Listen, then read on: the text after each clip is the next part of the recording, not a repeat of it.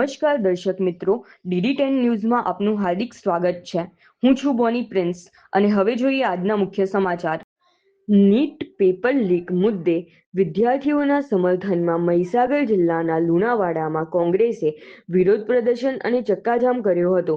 બાદમાં કેન્દ્રીય શિક્ષણ મંત્રીના રાજીનામાના સમાચાર સામે આવતા કોંગ્રેસ કાર્યકરોએ ફટાકડા ફોડી ખુશી વ્યક્ત કરી હતી। મહીસાગર જિલ્લાના મુખ્ય મથક લુણાવાડામાં જિલ્લા કોંગ્રેસ દ્વારા નીટ પેપર લીક મુદ્દે વિરોધ પ્રદર્શન યોજાયું હતું। કોંગ્રેસે વિદ્યાર્થીઓ અને યુવાનો પર થયેલા પોલીસ લાઠીચાર્જની નિંદા કરી તેને લોકશાહી પર હુમલો ગણાવ્યો હતો। વિરોધ પ્રદર્શનમાં જિલ્લા કોંગ્રેસના આગેવાનો, કાર્યકર્તાઓ તેમજ વીરપુર તાલુકા કોંગ્રેસ પ્રમુખ નાથુસિંહ પરમાર સહિત મોટી સંખ્યામાં કાર્યકરો જોડાયા હતા।